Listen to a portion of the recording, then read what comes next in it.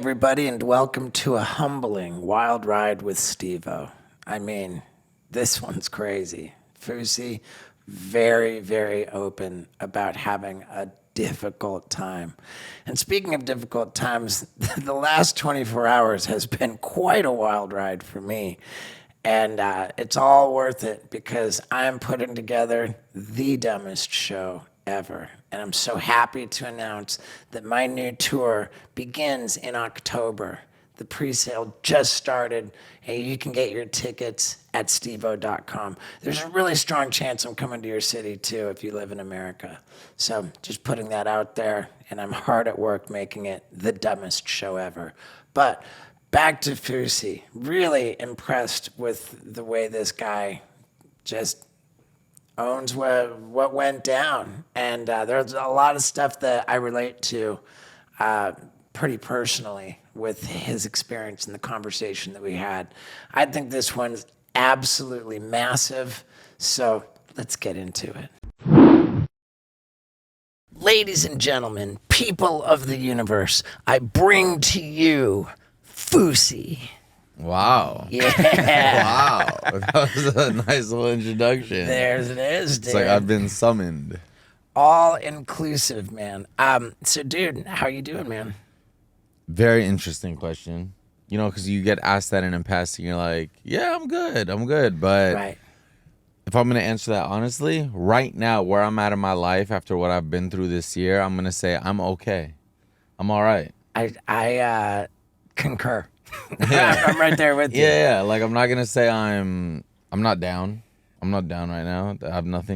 There's nothing pushing me down right now as there was. And I'm not like, oh my God, and giddying up. I'm okay, which is a blessing to be able to say. It's good to be okay. You know, like, it's also relative, though, man. I mean, if I'm honest, my life is fantastic, but it's not, like, comparatively, like, as good as it was in recent times. So I'm, like, despondent. I'm not, like, everything's bad. Like, oh, like, my feelings tell me that I'm not okay.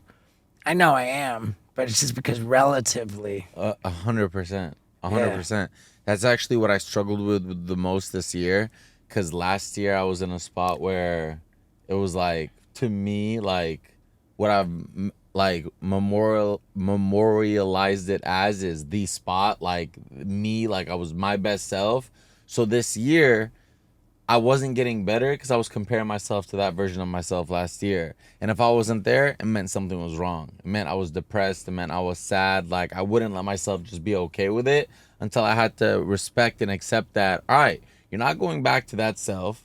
And it might be for a good reason, but that doesn't mean you're not okay. So I had to let go of that comparison. I was doing that the whole year, literally.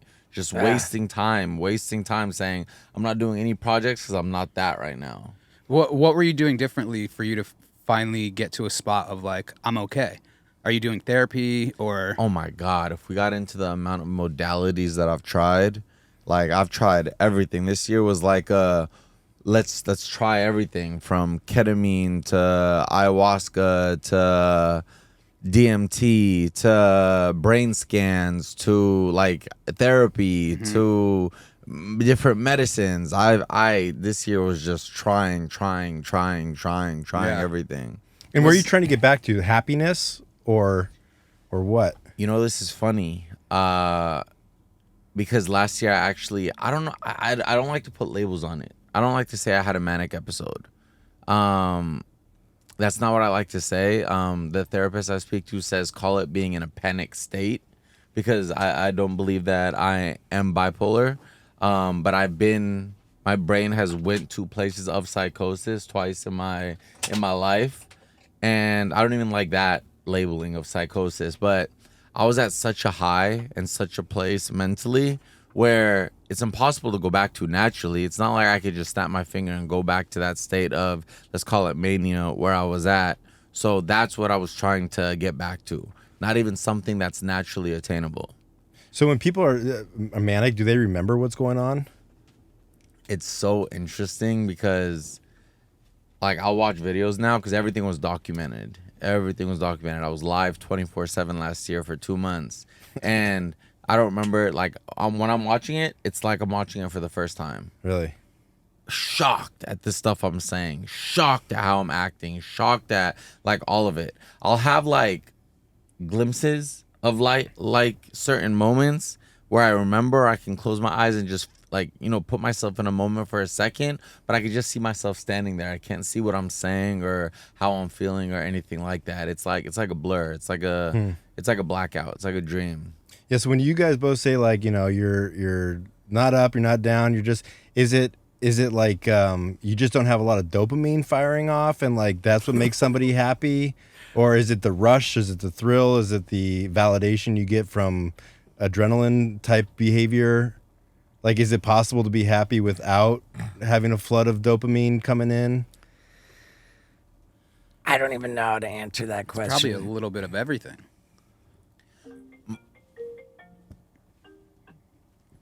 The way I see it, my brain was operating on such, I don't know what to call it, high frequencies, high cylinders, but my dopamine was through the effing roof. Yeah. Like I was at a place where it's like dopamine on steroids. Like, so the euphoric feeling of it was insane. And they say that like when you're going through something like this, people on the outside of you can feel the energy Sure. of what you're emitting. So it was working at like, it's like pushing a engine to its capacity, that now that it crashed from where it was at, you're even below, you know, your level of where you're supposed to be at. You're way below. It's tanked. So no matter what, now doing anything, there's no dopamine rush from it.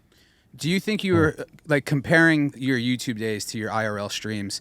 Were there any manic episodes back in the YouTube days, or was it really just coming alive during the IRLs? No, there was one really big one During the It was YouTube. the second one, the first one, but out of the two, the second one, and it was during an incident that's called July 15th. It's like a national holiday for the internet where Fousey went batshit crazy, Yeah. and ended up standing on top of a car yelling his, you know, at everybody and everything, and long story, but that one was induced by Adderall though. Okay. That one was induced by Adderall.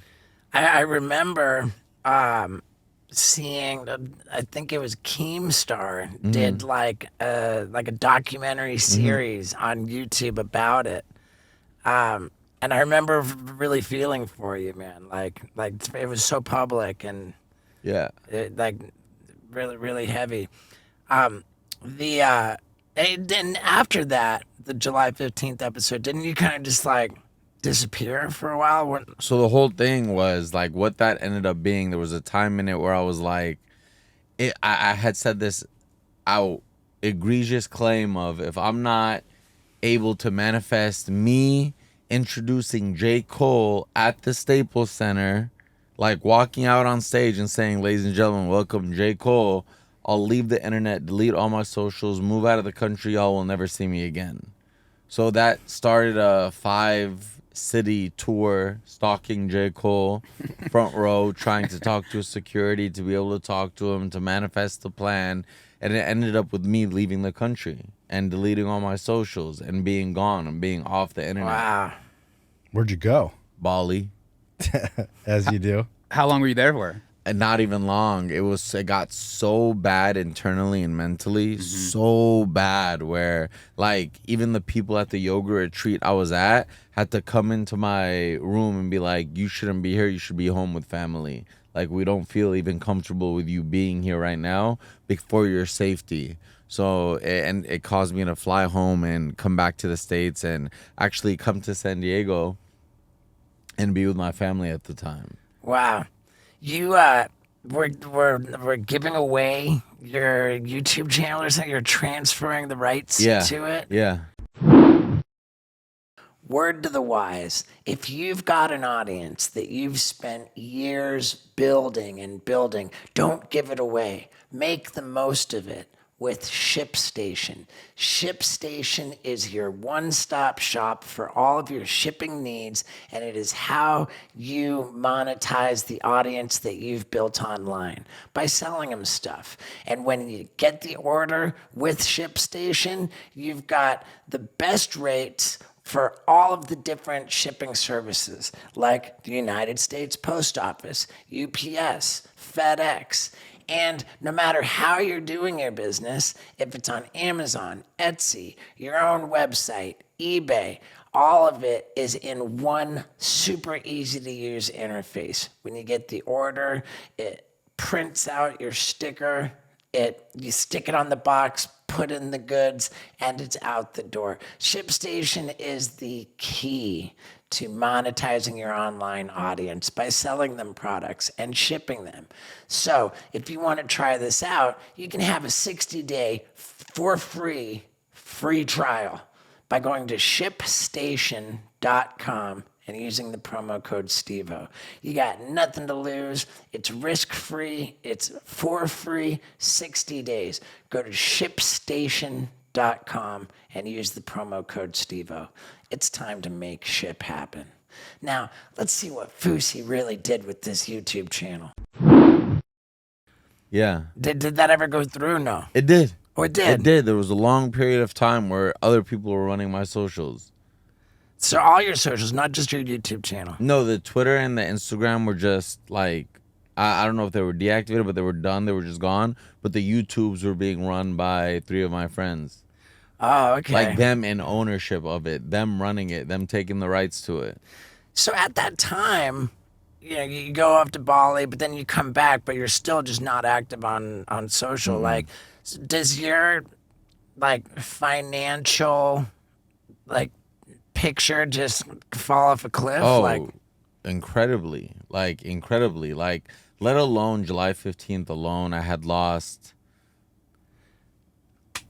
You invested like hundreds of thousands of Oh dollars. my in that goodness, event. yeah! Just to rent out the Greek theater, there was no sponsors. It was all on my own dime. It was about 300,000. Wow. Just to rent it out for that day, and I didn't get any return of investment. I didn't get, hey, we can give you another date to do it.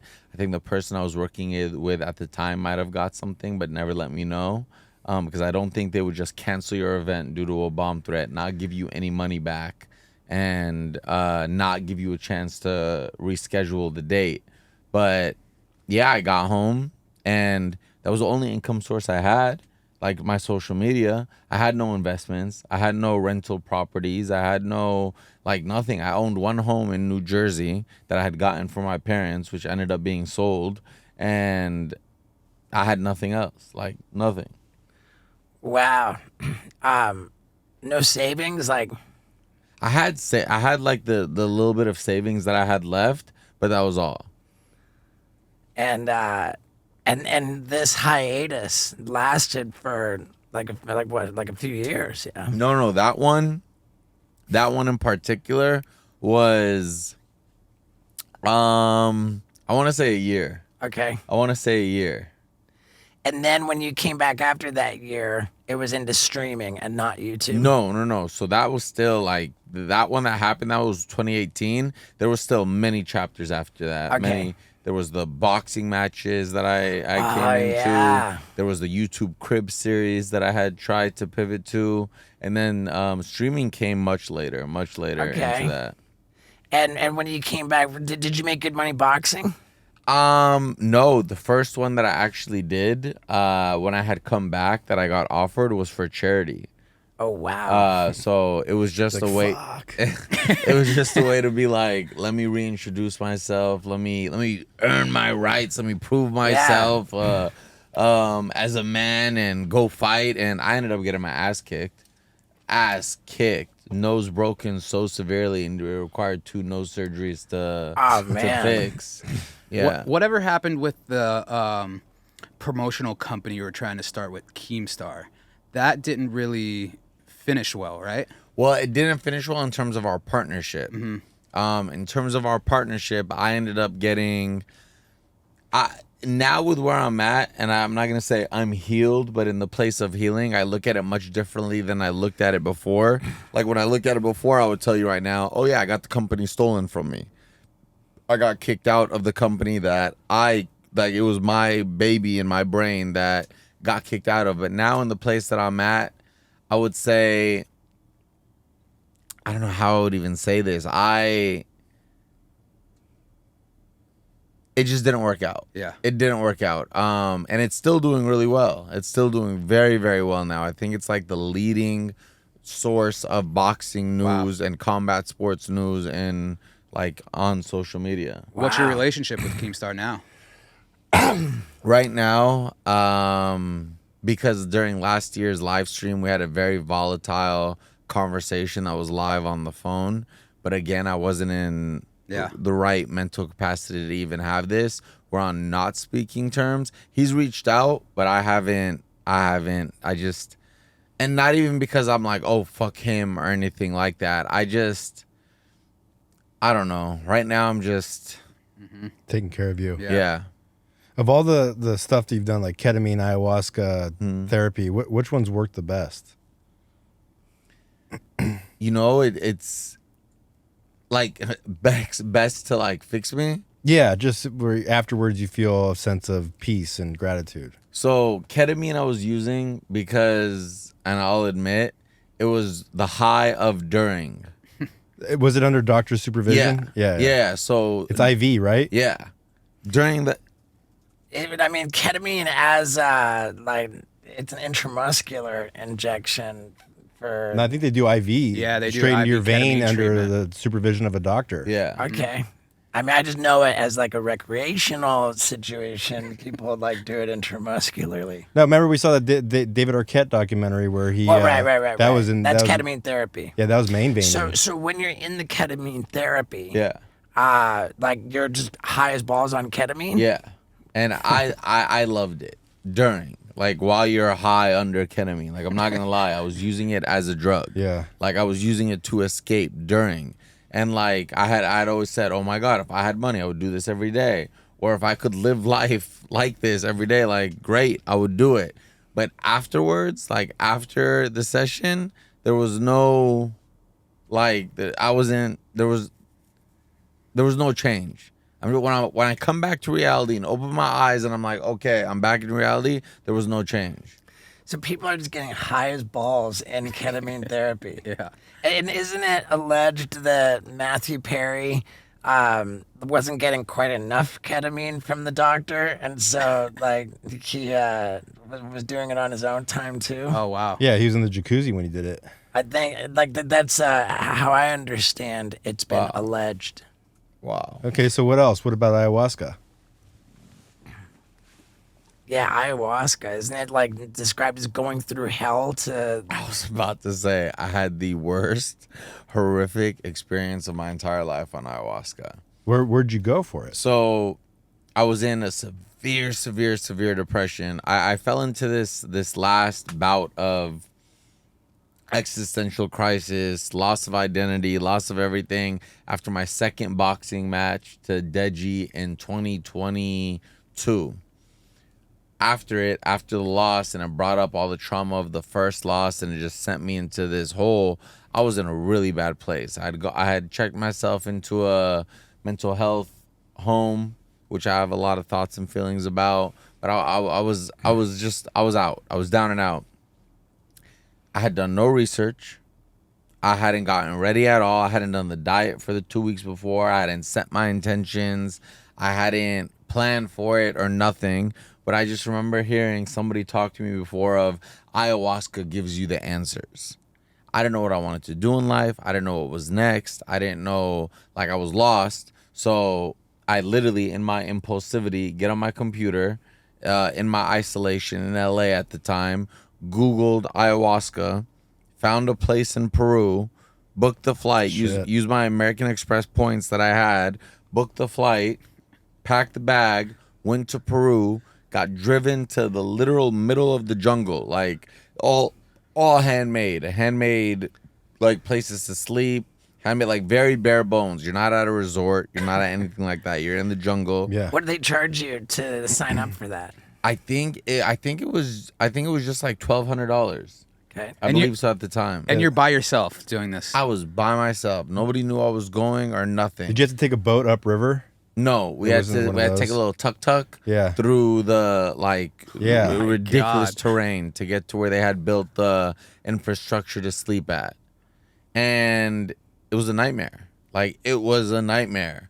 I think it's supposed to be a nightmare, though, right? They say that like you go through hell and resolve your issues, and then you come back from hell, like feeling that you've overcome certain things. Yeah, well, the gentleman had told me because it was one, I had to get off my sleeping pills. I've lost the ability to sleep for the last 2 years. I have severe insomnia, so that like hardcore pharmaceuticals like a Seroquel or something, I'm not sleeping. I'm not getting any Yeah. sleep.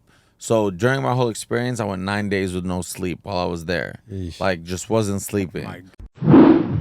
I don't know about not sleeping for 9 days, but I'll tell you for the next 2 days, I'm likely to have a lot of trouble sleeping because I am so excited for UFC 304, the pay-per-view event that goes down this weekend. I'm going to tell you what is historically crazy about it, and I'm going to give you my picks. And I've got from DraftKings Sportsbook, the official betting partner of the UFC, an insane deal. This is the deal. If you're a new customer, you download the DraftKings Sportsbook app. Use the promo code STEVO, and you will instantly get $150 in bonus bets if you bet so much as $5 on UFC. I mean, it's a very, very generous and crazy deal. Here's what's so crazy about the event. It's happening in England, where they're like way hours ahead of the US, but it's happening at regular times for fights in the US. So the people in the arena watching the fights are going to be watching the main event at like 4 in the morning, maybe like 5 in the morning. I don't even know what that's going to be like. I can't wait to check it out. And the fights on the card are insane. I mean, the main card starts off with streaking British badass Arnold Allen. And I got him. This is my parlay right here, okay? Spoiler alert, I'm going with all the British fighters on their home soil. I got Arnold Allen against Giga Chikadze. I got Paddy Pimblett against Bobby Green. I got Tom Aspinall against Curtis Blades, and I got Leon Edwards against Bilal Muhammad. I've never been more confident in my parlay. And once again, if you're a new customer to DraftKings Sportsbook, that's $150 in bonus bets. All you bet is 5, and then you got the 150. I mean, it's a pretty crazy good deal. It's a super epic event this weekend. I'm going to have trouble sleeping, but again, DraftKings Sportsbook, download the app, use the promo code STEVO, get those bonus bets, enjoy the fights. I can't wait. Gambling problem? Call 1-800-GAMBLER. Or in West Virginia, visit 1-800-GAMBLER.net. In New York, call 877-8-HOPE-NY or text HOPE-NY 467-369. In Connecticut, help is available for problem gambling. Call 888-789-7777 or visit ccpg.org. Please play responsibly. On behalf of Boot Hill Casino and Resort in Kansas, 21 and over, age varies by jurisdiction. Void in Ontario. Bonus bets expire 168 hours after issuance. See dkng.co/MMA for eligibility and deposit restrictions, terms, and responsible gaming resources. Let's get back to it. And it was such darkness and such hell. Like I experienced an exorcism during it. Like I was there, I was present, I felt it, I felt the evil, I felt the exorcism. There was just so much darkness, but the gentleman had ended up telling me, well, you have so much darkness and evil in you, you have to purge it all out, and you have to keep doing this and doing this and doing this. And his suggestion was, I think you should stay here for a year and get it all out of you and then go back home. I think you should give me $1,200 like every day for a year. I said, fuck no. Like, there was no way. It was way too, it was terrifying. It ended up with me, like, one of the times coming out of it, it was 4 a.m. Obviously couldn't go to sleep. And I was texting my sister, my crisis manager, and my therapist at the time, and I was just sending them letters and typing and just being like, help, I'm gonna die, 9 days no sleep, I'm stuck in Peru, I fucked up, da-da-da. Ended up, I don't know how it happened, but booking the flight, leaving early. I was supposed to do 8 sessions. I left after 4, and I just got my ass out of there. Each session's like a deep ass journey into the fucking goodness. depths of. Don't you barf? Yeah, shit yourself? You purge. Depending on how it chooses to come out, you could do both. I barfed, and it literally sounded like an exorcism. It sounded like evil was coming out of me. It was terrifying. Like, it's Can you talk about one of your like trips that you had? yeah. What it's so one of the trips, the scariest one. You know the movie Get Out. Yeah. Yep. You know how he fell into the sunken place? I had lost control of my mind. you. Like, my mind, like my consciousness, I fell below my consciousness, and I felt like I was like, my rationale during it was, this is what it means when you lose your mind. That's it. You're gone. You're never coming back. Like, you're never going to come back to the surface and be in connection with your consciousness. You're now below. You've lost Like that.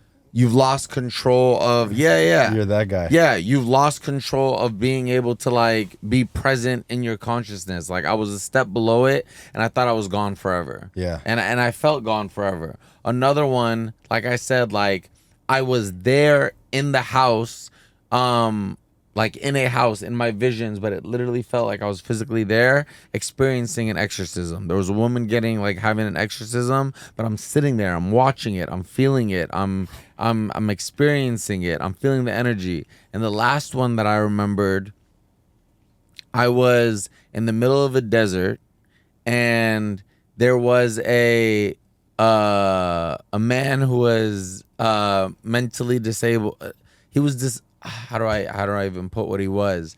He was he had some ailments, some mental ailments. He was crying his ass off, holding a baby who was crying his ass off. They were like bare bones, and they had wolves surrounding them. I remember one time a therapist gave me a justification as to what that vision represented in my life, and it made complete sense. I don't remember what it was now, but it was just, you feel it. Like, you feel the sorrow, you feel the darkness of it. You're like, it's just, it was, Now, how long does one of those trips last? man. Like 6 hours. Man, it was some time, because depending on how many cups you take, my ass, I'm always like, and this is why I can't drink or can't anything. I always want more. So some people were fine with just 1 cup and doing the trip. That night I had taken like 3 cups, and Yeah. it was Exorcism, all right. gone. So you do the first session, it's like pure hell. You're like, oh my God, this is terrible. And then you're like, the next session, you're like, let me get 3 cups. Because everybody you speak to, like, there was a friend that I had spoken to about it before that had said it wasn't until his 6th session that he had his breakthrough. Okay. So you give yourself rationale and reasonings to, like, oh, keep going. You're not there yet, but you're gonna get there. Let me just try it again. And After a trip, and I heard you walk up to the shaman, and then he puffed something up your nose. Did you get that? yeah, I forgot what that's called. And then you go back in. No, that's not a hallucinogen or nothing. It doesn't. It's just like a what is that? Like a My memory ceremony. is shot, by the way. Yeah, Shot. yeah, But that's whole other reasons. But Yeah, but that's just like a head nicotine. rush. It's just it's a head rush. Okay. Okay, so ayahuasca didn't work out. No, but you're also, let me say about the shamans, you're dealing with things that, like, I didn't know what I was dealing with. Like, you have people actually praying over you, and they're doing their Icaros and praying over you. And, like, before, when I had to leave, because I was I was doing a dieta with plants. So you're literally bathing in plants, and it's said that you it's not just rubbing plants on yourself. You're actually absorbing the universe. what's happening with the plant. And the plant that I was using was a very serious plant. So when I told them I wanted to leave, it wasn't just, okay, get on the thing and leave. They had to pray on my head. He had spit something on my head, blew smoke over my face, had to do a lot. So I was messing with things that I didn't even know what I was messing with. For sure. Like things that I wouldn't have dabbled into had I known prior to going into it. And then when you left early, you came back to San Diego? I came back to Los Angeles. That's where I was at the time.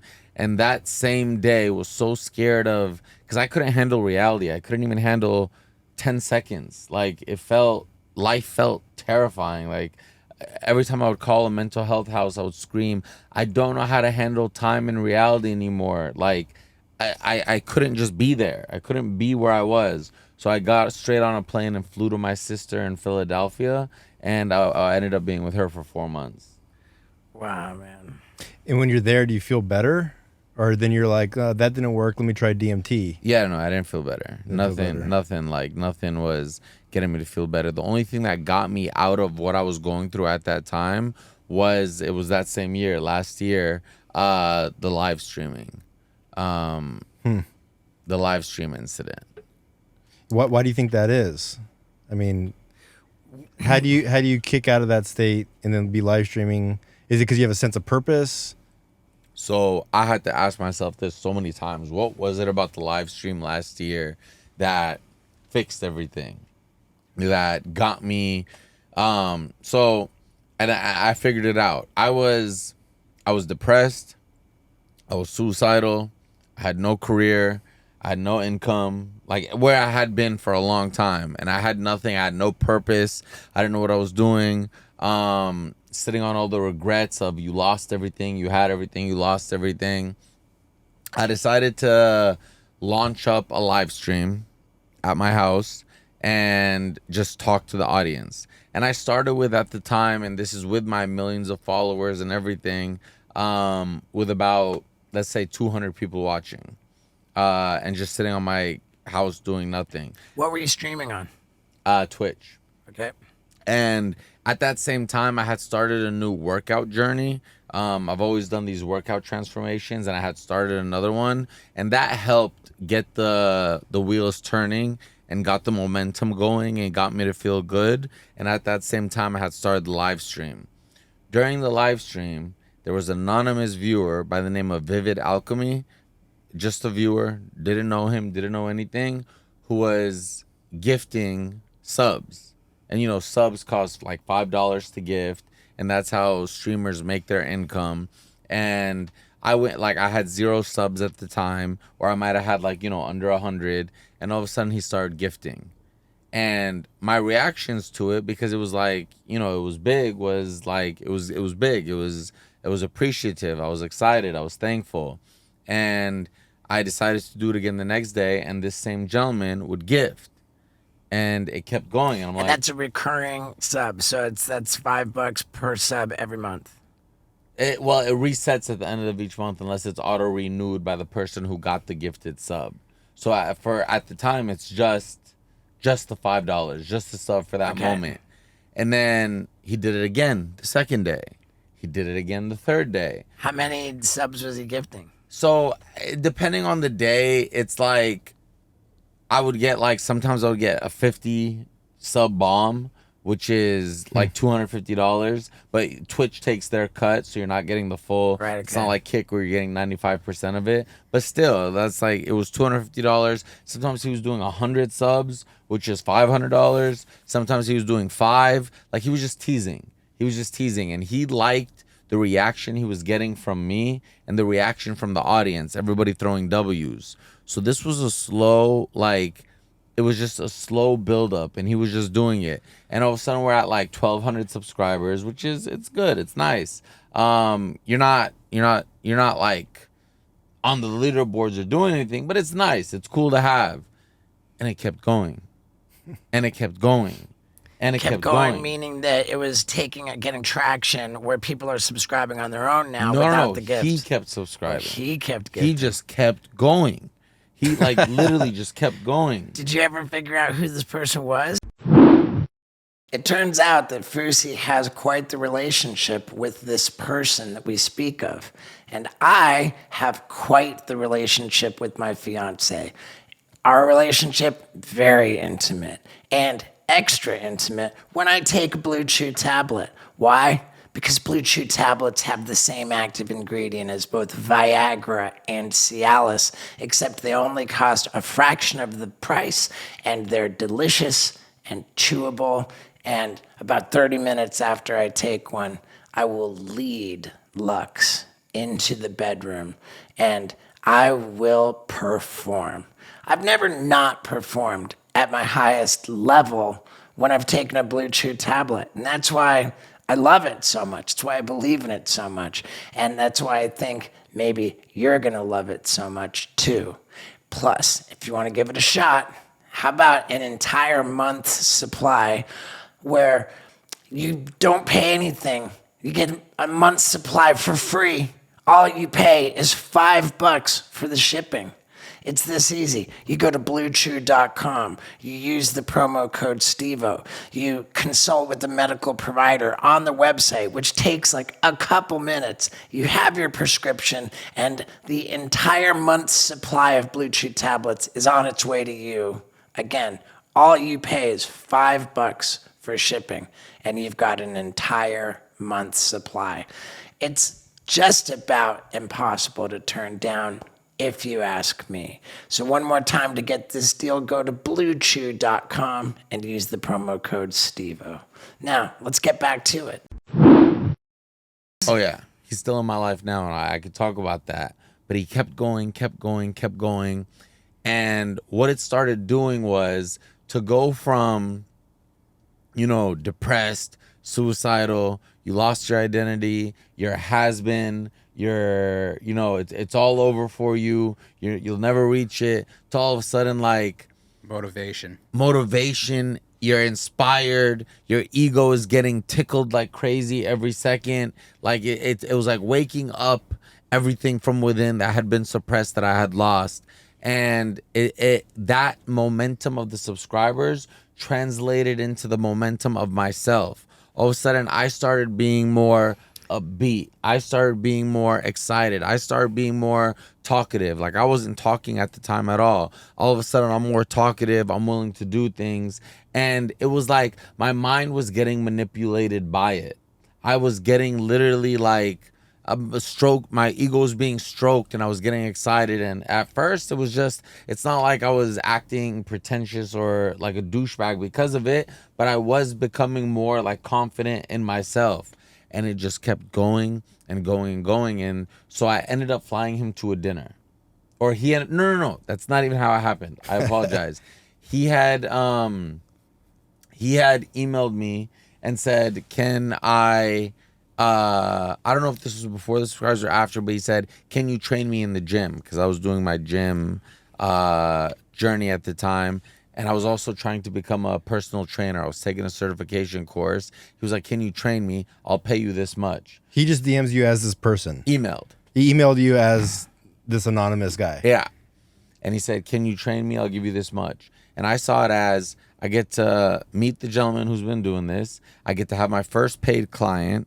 And, it just made sense. Flew him down, did the workout. It was great. Was the guy in like bad shape? He was a bigger guy. But not like nothing crazy. He was a very nice gentleman, like wonderful. And we went out to dinner that night, and that was it. Like we just went out to dinner, and he went home. And I had asked him like, "Yo, like why? Why are you doing this?" And then his response was, you have helped me, like you were my inspiration to start my business and grind, and now I've been able to buy my mom a home. I just want to repay the favor to remind you who you are and try to wake up your spirits on the inside. Sweet. It was sweet. And there was no malice, there was no like hidden agenda. It was just him supporting. And he continued. And within like a month, I'm number 8 on the leaderboards for Twitch most subscribed. At my height, I reached 32,000 subscribers, which is an insane number. And the road that took and where it took me, man, like, How many of those 30,000 subscribers were recurring? so I'll never be able to know because during that, by the way, it was only 2 months. The live stream journey that I took last year was only 2 months, but it felt like an eternity. But that's a problem with my impulsivity and how fast I move. Like, I do things so fast and not just like sit down and let it slowly simmer. But I ended up getting banned on Twitch. You get unbanned, but I kept getting banned. Banned for what? I think at that time I was driving, looking at my phone. Wow. Wow. I was driving, looking at my phone at that time, like, and it was messing me up. So I ended up switching to Kick. Isn't Twitch like okay with some pretty dreadful stuff? Like, I'm not sure. I thought it was Kick that might be like have okay. a little bit more leeway so- than Twitch. so you switched to Kick. I switched to Kick. They at don't that care if time. you're driving. They don't care about it. No. They're like the Rumble. Yeah, They're like Rumble. you can. You're. It's pretty lenient there on that end. They're like Pornhub. You can. You can be pretty debaucherous. You can cross boundaries there. You can cross boundaries on Kick. The Kick, did you have like a lucrative deal when you went over to Kick? Not when I had first gone over. The goal was like, because at that time you kept hearing of people getting these like enormous Kick deals. Yeah. This person got $75 million deal. This person got $125 million deal. I don't know if it was real or not, but my goals were set on, I want to earn a Kick deal. I want to be on Kick. I want to get that deal. And that was kind of the inspiration behind everything we were doing. It's like, all right, now that I'm back, and I felt like I was back and better than I had ever been. Kind of like I felt like on Adderall. And whenever I took Adderall, I said, Adderall made me feel like I should have felt my entire life. Like, it made me talkative. It made me ambitious. It made me confident. It made me want to do things. It made me who I feel like I should have always been. And I was feeling like that because of the success that I was getting.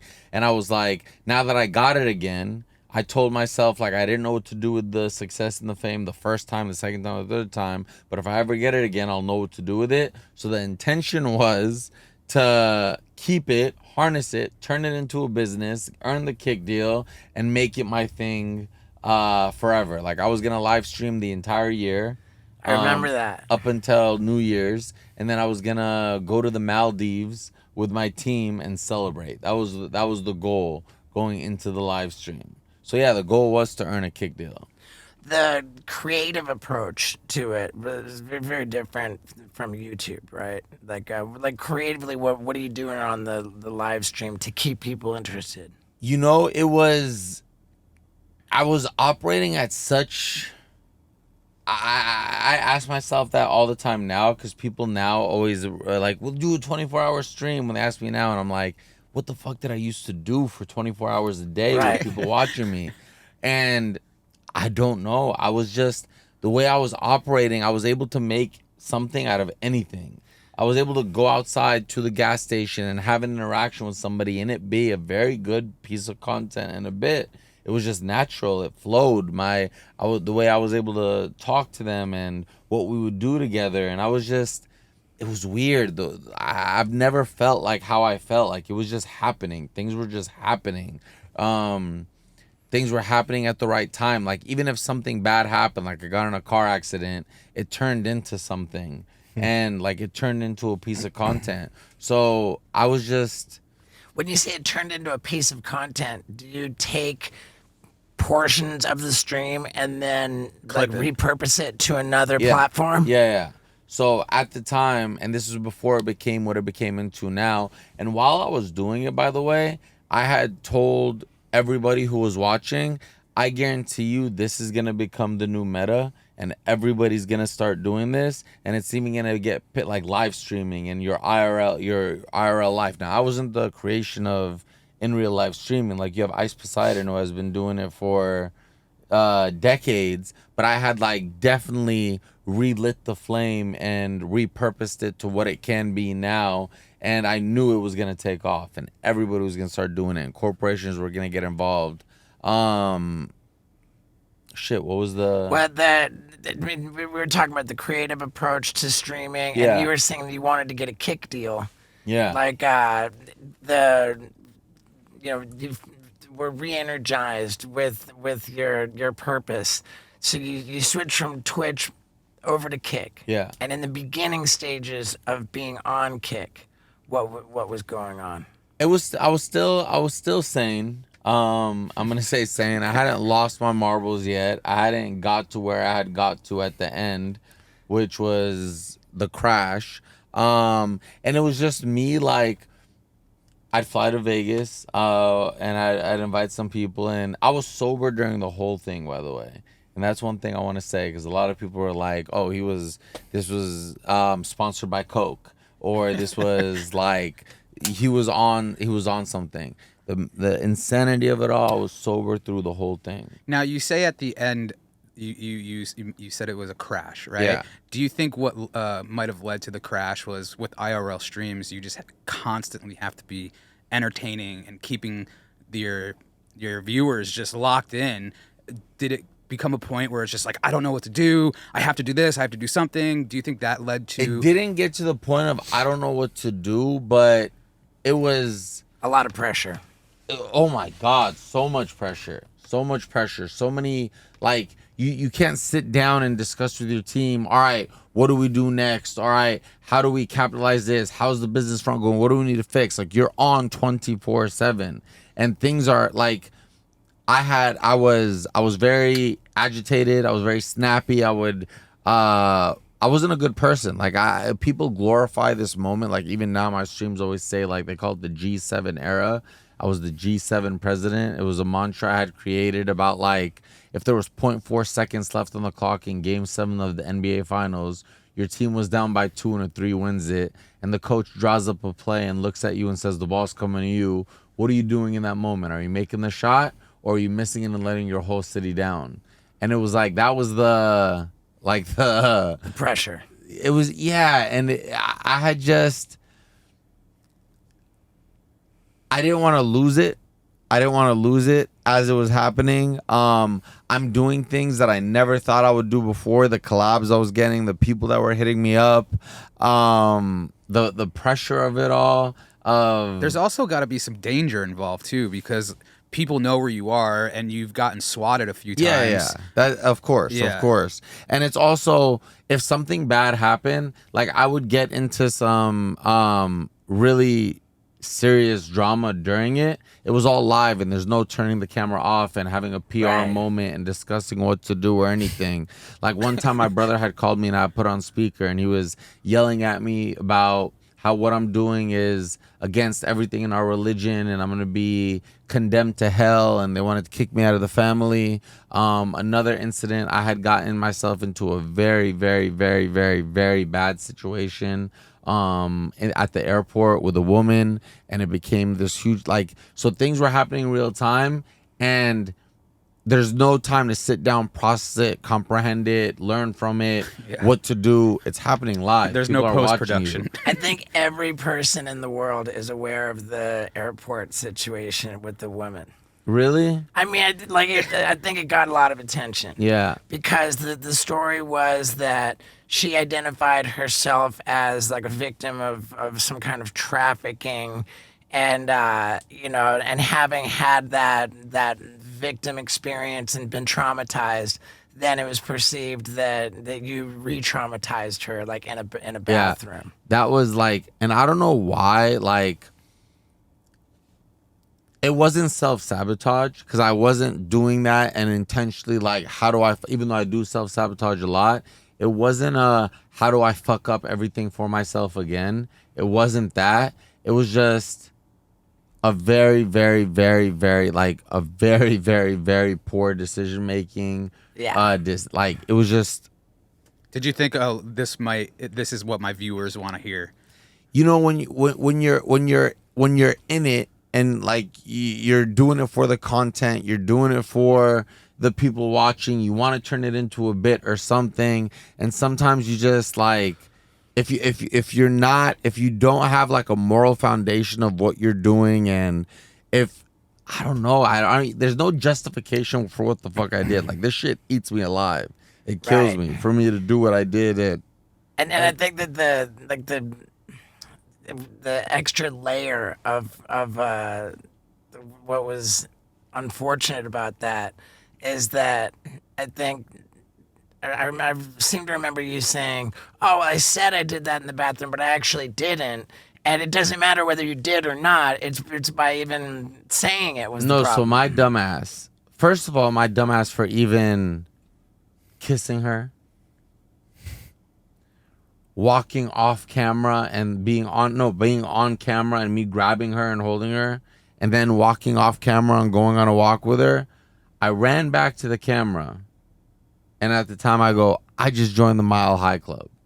Which isn't even pertinent because you're in the airport, not I'm in in the an airport, and then I try backtracking from it, and it just like literally I don't have like there's nothing I can say here right now to save. Yeah, and that's great. You shouldn't try to. And that was the first like hit on the live stream and what started to get things to go south again. Because after that, it was just a culmination of things that.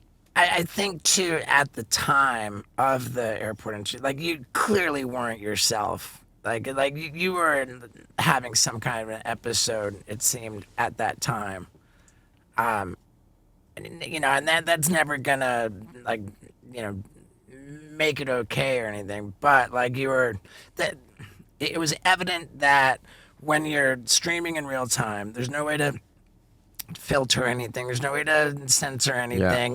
There's no way to hold it back or to take it back. It's already out there in real time.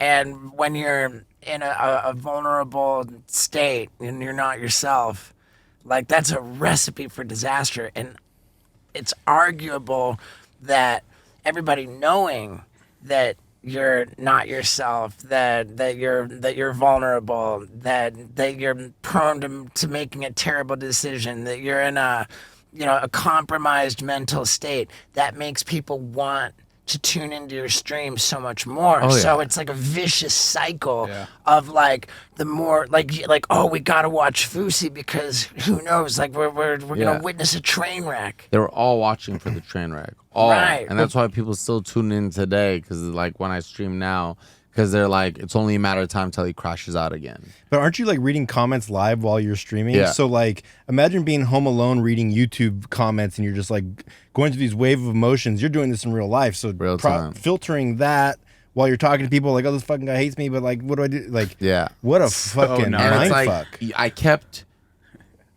I kept wanting more. Like, although like I wasn't even supposed to be live at the airport, because when I fly, it was the only time I would put my stream on a Be Right Back screen, fly, when I land at my location, then pull it out. My need for more and wanting to keep putting fire on this flame that I was building, I get to my layover and I decided to go live while in the airport. There was no reason for me to be live and do that, like at all. At all. It wasn't even supposed to be a decision, but I just kept more. Like it was my drug. It was a drug. It was the biggest high I had ever ridden in my entire life. Was it worse than ayahuasca?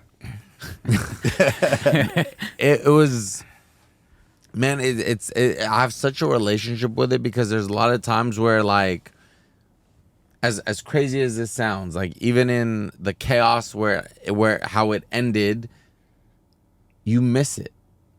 You miss that, like, you miss the mania of it. You miss the high. course. You miss, like, now when I'm like, right now I'm like, I'm back to the ground. My feet are on the evidently. ground. I'm here, and it's like, well, this is boring. Shit. Like you miss it. And that's fucked thing to say, because it came with a lot of bad. I wasn't the best person. I was this, but there were moments of it and characteristics of it that I missed so much. And it's not like it's not like a drug where you can take and re-experience the high. Like when people are like, just go back to being that person. Well, you can't. I can't just Right. snap and be like, all right, mind, lose yourself.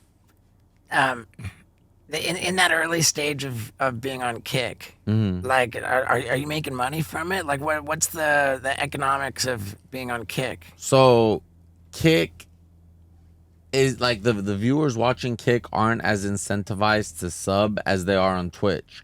Because Twitch, if you sub, the reason you're doing that is because you'll no longer have ads. Right.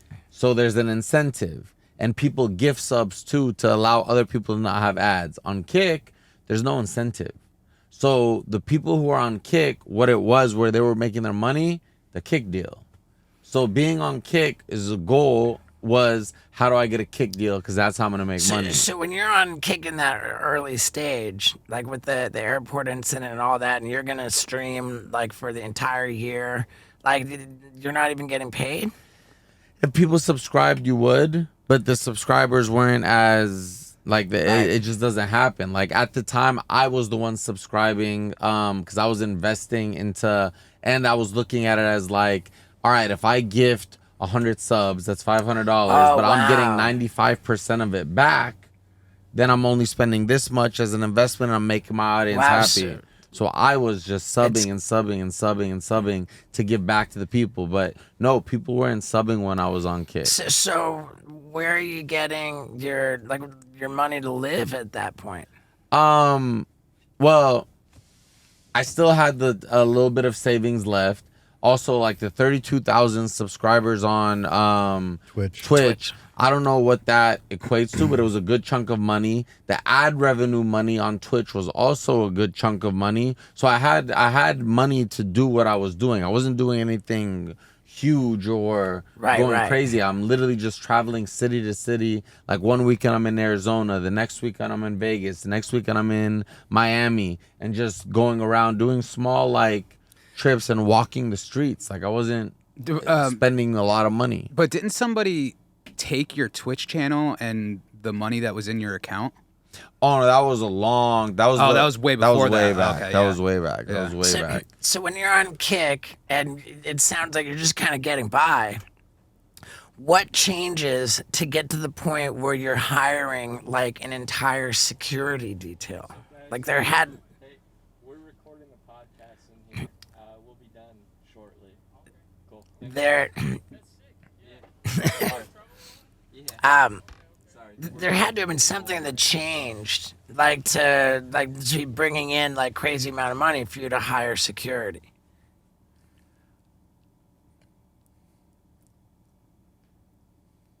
Oh man, I'm even trying to think of like where the fuck did security come into the picture from? And it was really, I mean, it makes sense because, like Vinny said, you're constantly broadcasting your whereabouts. Stream sniped. So you're making yourself a target by letting everybody know exactly where you are. but also it was so like I went from doing these wholesome like streams where I'm just going to Best Buy, buying a tripod, and then my speaker comes out with a TTS that says, "Attention, Best Buy, I'm gonna have a bomb threat." Somebody would donate to say that, like I'm gonna explode myself, and it would be me acting like I hope no one hears that and running on the ground. To help me understand what's a TS. TTS, talk to speech. So if somebody donates $5, their message gets read out loud on my speaker in public. So they'll try to like embarrass you or get you in trouble. Wow. So I was That's doing, on Kick. yeah, no, and Twitch. Oh, and Twitch. That explains the suspension. Yeah, and I was doing little stuff like that, like wholesome stuff. So all of a sudden, Wholesome. I'm in Miami. I'm collabing with Aiden Ross. My Kick deal was coming. Like in conversation, I knew behind the scenes internally, like you've earned it, it's coming. I had finally I had gone Super Saiyan, but I had turned into Vegeta and not Goku, and like my dark side was coming out. And Is that video game talk? Dragon Ball Z. What's that? Anime. Okay. You don't know what Dragon Ball Z is? No. That's crazy. Jesus Christ. And I had got to a point where the reason I call it wholesome, I went from that to all of a sudden talking to my team and like on camera and saying, I need 4 blunts rolled at all given times. I need a Red Bull. I need this. And like, I literally thought I had changed. I had become a different person. So had- so this is a different period than the period where you were sober the whole time. Yeah, this is now Miami. This is like the end, the climax. Right. And all of a sudden I need this amount of blunts rolled at all times. I need a Red Bull. I need this. I need security. I need protect my energy. And it's interesting because during the July 15th crash, that episode, I remember the after the incident where I had snuck into Drake's club and tried to get Drake to perform at my event the next day. When I got home in the Uber that night, I had got out the car and told my girlfriend at the time, "Don't touch me. There's something inside me. Like, I don't know what's going on. Let me go shower." I went upstairs to shower. I put my head back. My eyes like rolled black. Water was hitting me, and I felt like something was coming out of me. I think I was possessed both times. I'm not gonna get into that because people are gonna call me crazy and a lunatic or whatever. I think I was possessed both times, but this time, when I had reached the same place where I had reached that time, I was saying the same things, doing the same things, and I was like, I need to protect my energy. Like, if I didn't learn. I knew I was accessing energy that was way more than just myself. Where it was coming from, if you want to call it God's energy, the Holy Spirit, whatever you want to call it, I was getting energy that wasn't of my own, and it was ridiculous. And I knew it needed to be protected, but I didn't know how to control it. I had never learned how to harness it. And I feel like a lot of the people who do reach it and do astronomical things in their careers and their lives, they learn how to harness and control that energy. But me, I knew how to access it, but never knew how to control it. And it just got bigger than life. And from this point of Miami, I wasn't conscious of what I was saying. I wasn't, like, when I watch clips of it now, it's watching it for the first time. I can't believe it. I don't know who I become or what I'm saying, but I had just gotten to a point where it was like, needed security around me, and I don't know. It's just very weird. When you said you know how to access it, how do you access it? If you want to talk about it. So I shouldn't say I know how to access it, because it's not like right now I'm like, oh, let me summon let me summon it. But I should say, like, I know when it's accessed. Like, I know when I'm experiencing it. Yes. I know when I have energy that's not of my own. I know when I'm like something is awry, something is up. Like, I'm not me right now. Understand. And I'm conscious of that moment. But yeah, I can't. If I could access, I would do it right now. I'd be like, watch this, and go back into that stage. It's euphoric. What does streaming look like for you now? Like, you do it intermittently, like.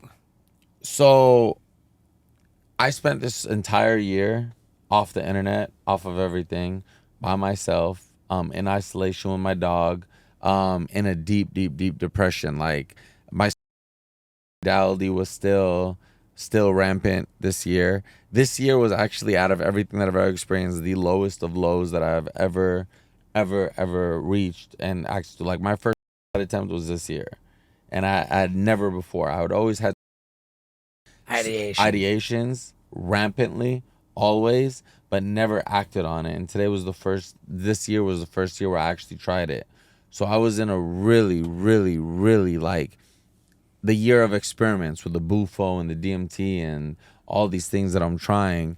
And I wasn't streaming because I knew I wasn't the person I was last year, so something must be wrong. I can't stream like this. Like, I went through 3 months this year where I wouldn't talk.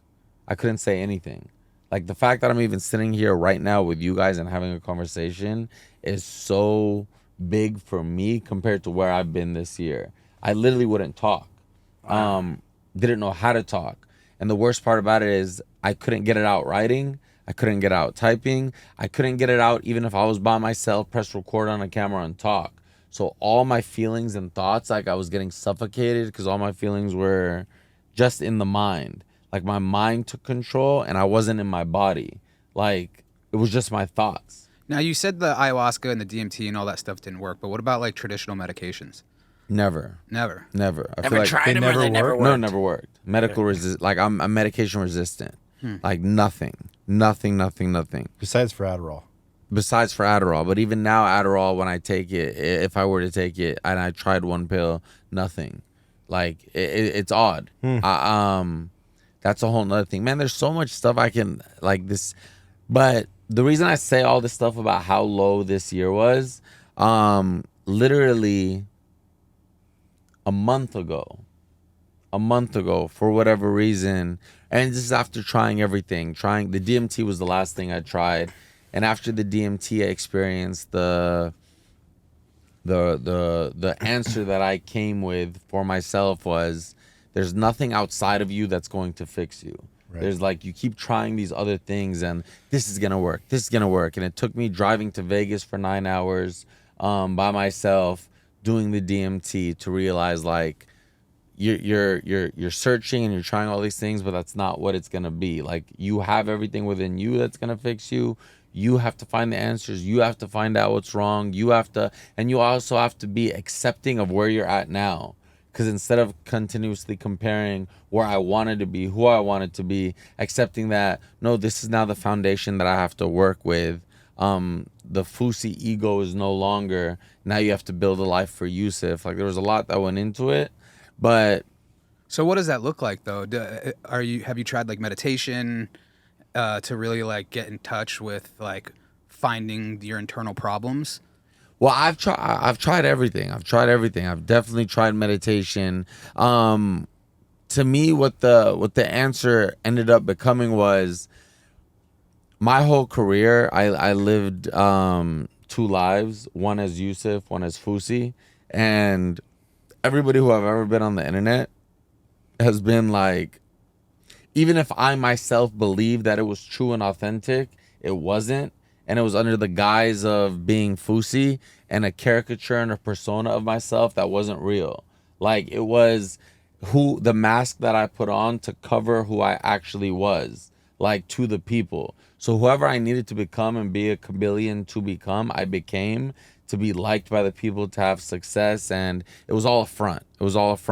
And once there was no longer like, for the first time after the last crash, like I thought my ego death was after my loss to Deji in boxing, but then it like after it died, it wasn't dead. It was just lurking in the shadows, and then the live stream is what it came out in its final form, and the flame was engulfed. And my ego was like, let me show you what you're actually capable of and who you are. And once that crashed, and I want to talk about that crash and being in the mental hospital and the psych ward and all of that. But after that crash, there was like the mask, like it lost its powers. Like there was no more what I did my whole entire career of how do I reinvent Fousey and come back in a new lane or do it again. I was now confronted with what I had avoided for 13 years of who you actually are, which is Yusuf, and like the person I never got to know, the person I never worked on, the person I never built, the flower that I never watered. Like he was just in the shadows, like just, we don't need you. And then when I was left with just him, the reason this year was so hard and I had such an existential crisis and like a midlife crisis, because it was like, you're 34, but you're now confronting yourself of who you are for the first time. And you've never built an identity. You've never created a life for yourself. You don't know your likes, your dislikes, your hobbies, who you are, what your opinions are on things. You now have to do the work you haven't done for all these years, as Yusuf. But a month ago, for whatever reason, I had a inclination to go live, and I hadn't had that all year, and it was bizarre. And I got on my Discord and I told them, for the people who were remaining, and I hadn't spoken to them the entire year, hey guys, what do you think of me going live today? And I come home, I get ready, I start a desktop stream, like where you're just at home on your desktop, and I press live, and I'm expecting to talk to the original like 200, 300 people, or the people who are on Discord, whatever. 41,000 people ended up tuning in. Wow. And not for whatever reason, because we know the reason, the ego that I thought was gone or whatever, within 30 minutes after seeing these numbers, I'm like, I'm back. I'm going to travel to every city. I'm talking to my Nadeem, Vivid Alchemy, my now manager. He now manages me. I'm telling him, set up Vegas, set up this. I'm coming and everything. Wow, you said that he was in your life. You didn't say he was your manager. Oh, he's not. I can talk about him. I can have a whole segment talking about him and what he's done for my life and What's who he is now. You said that he told you were his inspiration for starting his business, which made him financially secure. Like, what's his business that he started? What he does is he does social media marketing for different dental practices around the country. Oh, wow. Like one of the biggest DSOs in the country is his client. And he sends out his team. They record all the videos, the pictures, and they do all their social medias from A to Z and do their social media marketing. And he kills it, crushes it.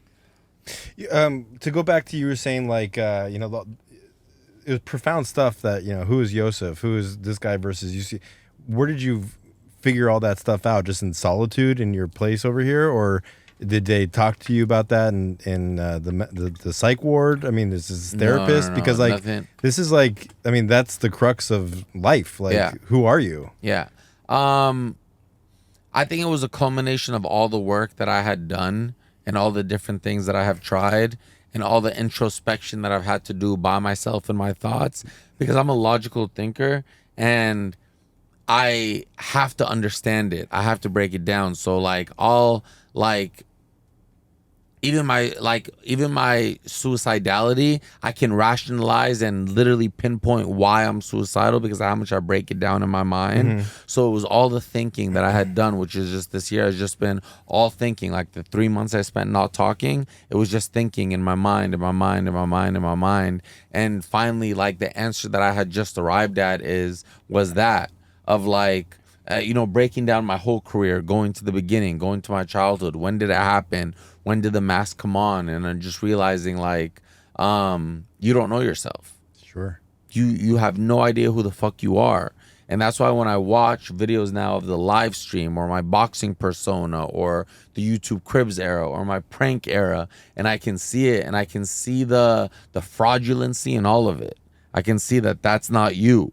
I can now see, now that I feel like I am Yusuf, I can now look at that and see who I am not and be like, that wasn't you. Why were you acting like that? Who are you trying to be? What was going on there? Yeah, people go through that in their 30s and then never come out the other side of it.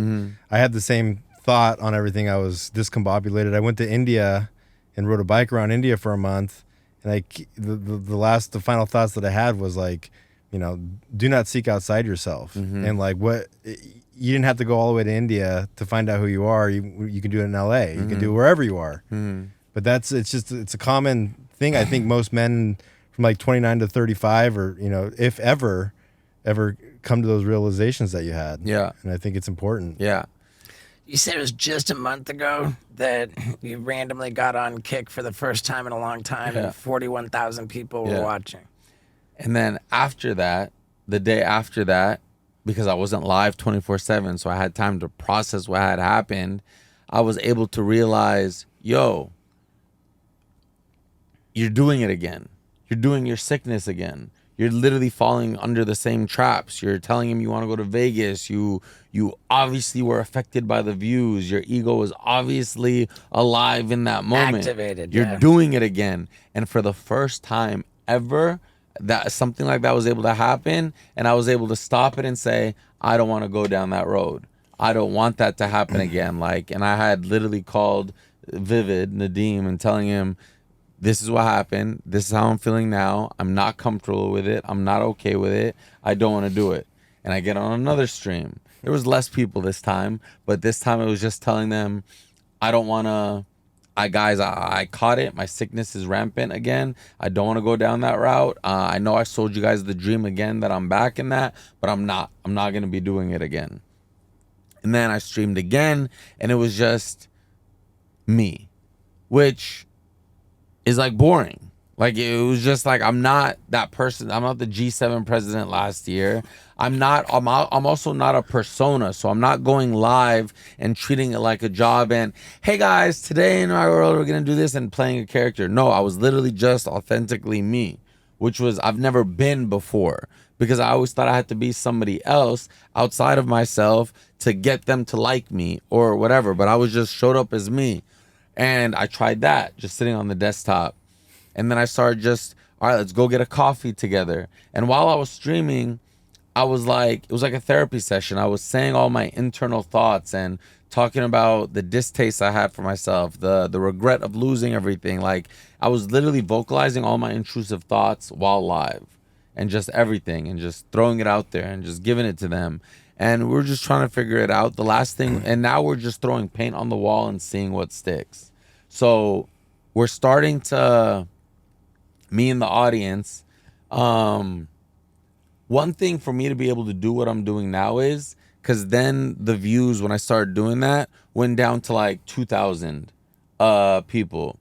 And once I learned to accept that and say, and not let my ego or comparison or anything to affect that, and say, no, I'm okay with this. There are 2,000 people willing to watch you to like be how as you are. Yeah. Like, be okay with that. Be content with that. Be yourself and build off of that. Let that be your foundation. Man, I relate to that a lot too. It's what I'm hearing.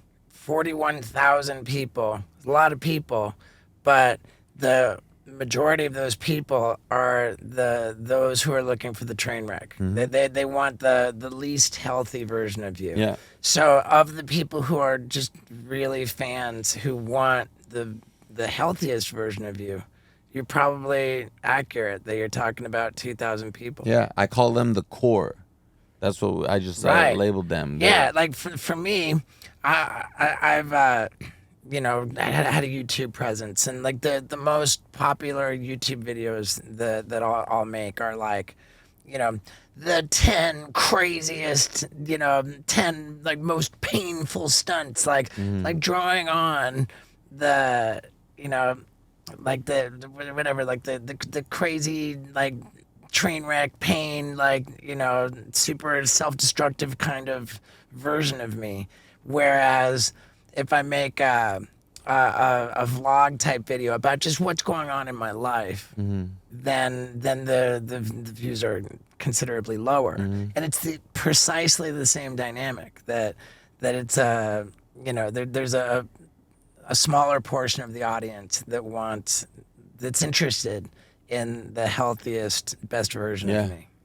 Yeah, and that's why when I do stuff like, even in my version of myself, when I go outside, like let's say downtown San Diego, just to like show them around and everything, the viewership ramps up because people are there like, we're ready for the crash out. Let's see what he's going to do. Like, it literally fluctuates.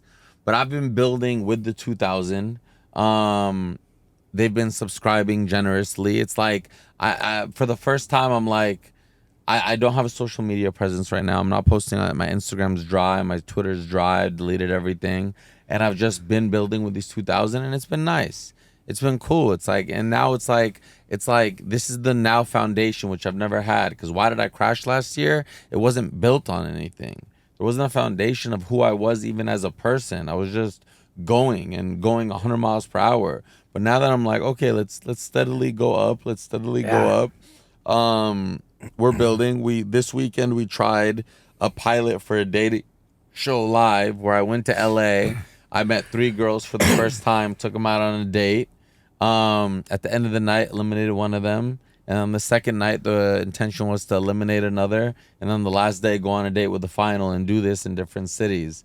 And it was just, we're trying it. I'm trying it like as myself, not being anybody else, not trying anything. I'm not trolling the women. Like, I'm just as myself, and it went good. It went well. So we're playing around with it now.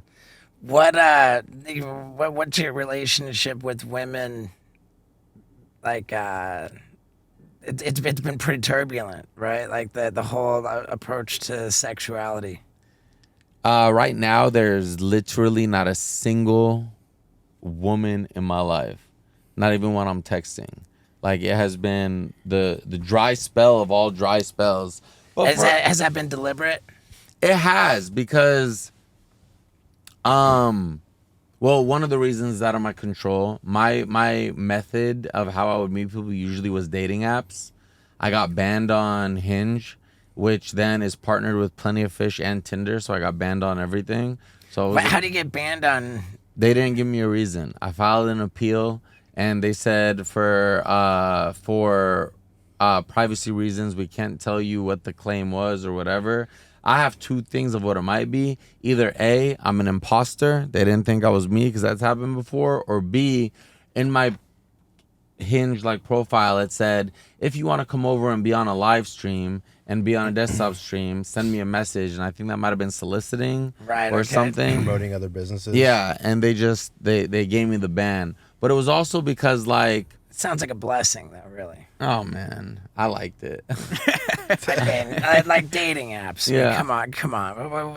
I don't know. I liked Well, it. how do you meet people in the 21st century? Yeah, I you liked know? it. It was literally my chosen method. Like my if I got to choose how I met people, that's how it was.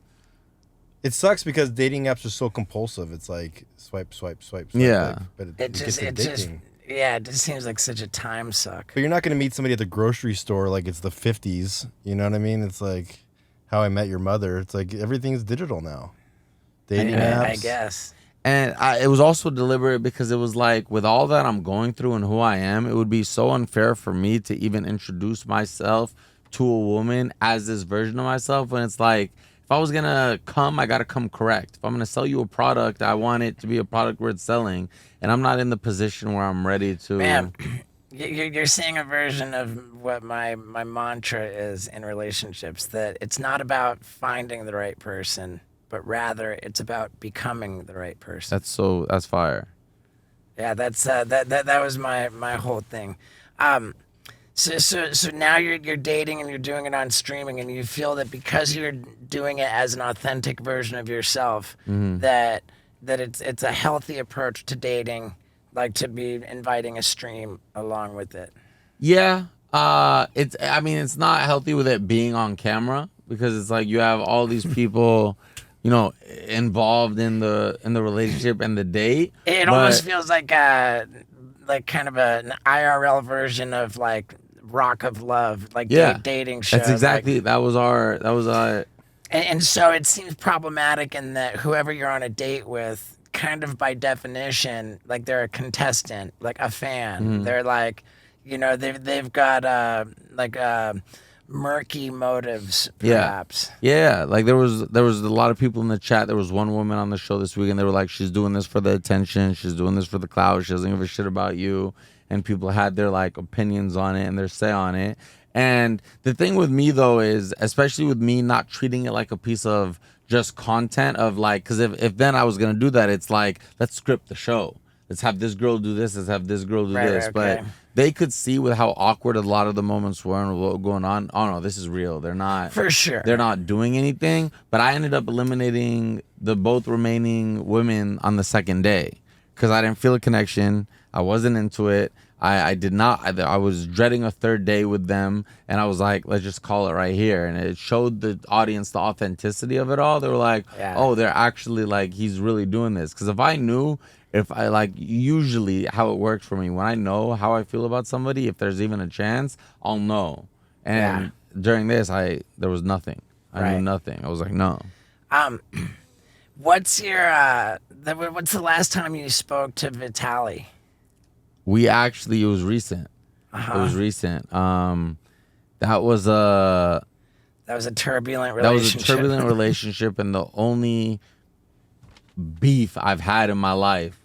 And we finally at our ages now, our respective ages, we're able to let bygones be bygones and mend the relationship and like squash the beef and look past. That's good, man, because that one just felt like, for both of you guys, like a very self-inflicted wound. Yeah.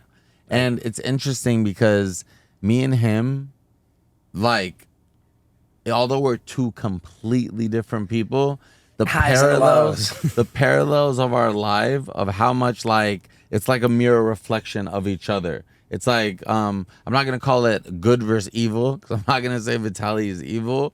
But like as different as we are, we're like a mirror reflection of it. It's like a Kindred yin and yang. spirits. Yeah, it's very odd. And the So you recently reconnected after a long period of not being in touch? years. Who called who? Years. Where'd you guys meet up? No, it was. How did this happen? I don't remember exactly how it. Wow. Maybe it was an ayahuasca trip and it never really happened. My memory is shot though with everything that's happened, and after the episode last year and the trauma of being thrown into the psych ward and then the rehab, and everything I've also done to my brain. Oh, TMS. That's a modality I didn't tell you guys that I did. Transcranial magnetic stimulation. Ooh. The worst fucking, I would, to everybody watching right now, to everybody watching, going through depression, suicidal ideations, or that right whatever. there? If your therapist tries telling you or your psychiatrist to try TMS, do not. This ruined my life. I did EMDR and that was really helpful. Yeah, I've heard great things about This- EMDR. This, So you can't remember what like who contacted who, but you guys are in a healthier place. It's Yeah. it's got to have been healing to resolve that issue. yeah, we intend to do something together this year. What that's gonna be, we don't know, but we intend to do something together this year. Vitaly's such an interesting character, man. We've been talking about getting him on here to be on the show for a long time, and the schedules just haven't worked out. But I'm really fascinated by his journey, and now like presumably he's just like earning crazy amounts of money. Yeah. with what Yeah. he's doing in the streaming. Ridiculous amounts. Like, I don't know what their deal is, but whatever their deal is, like, holy shit. And that's the thing with Kick. When they believe in you and your vision, they have the funds to. And the funds all come from gambling. Is that right? Well, their partnership with Stake, like Stake is like the The engine that drives the engine that streams. drives everything. So Can you pull up Stake? Because I was trying to figure out, is that when you see people like live gambling with the dealers yeah. online? Well, no, also slots or just But Panko? stake relationship with Kick. Kick. Well, that's how they play these games where like they earn all the Bitcoin. That game. Yeah. I want to play Plinko so bad. I just never know how to do it. I mean, it's like, yeah, I'm glad to see that Vitaly's doing well, and every time you see it on shorts. it warms my heart that you guys were able to resolve your issues. Yeah, I'm glad too, because when we had our split, it was, I think, 2014. We were children, and Right. like, so it I was can't even believe it was that long ago. But I Yeah. just remember like it was like it felt like both of you guys just wanted to hurt the other one. That like you were willing to hurt yourself in the process. Yeah, 100%. Yeah. 100%. Oof, yeah, that was a tough one, man. But it's really great and inspiring for like just how much humility I sense from you. You know, like Thank you. not needing to be like on top of the world. Like, just the first thing I asked you, how are you doing? And you said I'm okay. I'm not up here. I'm not down here. Like, not where I once was, but I'm okay with where I'm at. And I think that's the healthiest thing that you can do. With your Kick streaming now, are you scheduling times like, hey guys, I'm going to be on at a certain time, or do you just pop up? So the plan of what we're doing right now is I do calm San Diego streams on the weekdays, like just on my desktop or at my house, or I'll take them for coffee runs. But on the weekends, we go and we do something exciting. Like last weekend, we did the dating show in LA. The weekend before that, we were in Houston seeing friends. This weekend, I plan on going to Comic-Con, which is in San Diego. Oh wow, a Comic-Con. Yeah, Huh? So are you never actually? been.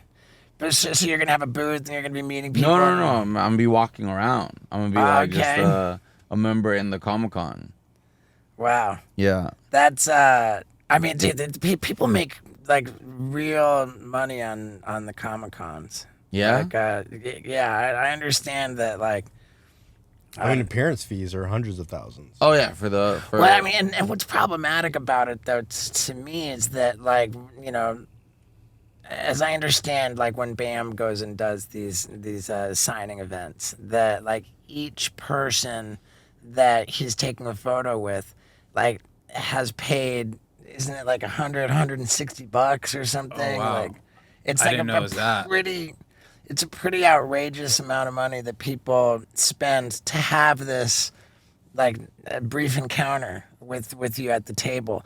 And I think that the way that the deal is structured is that like the talent will get like a flat fee, and the person booking the talent, like the convention, will be gambling that that the cumulative amount of money, like, amassed by all of the people going to the table will be more than the flat fee. It's like a gamble that it's gonna be worth it.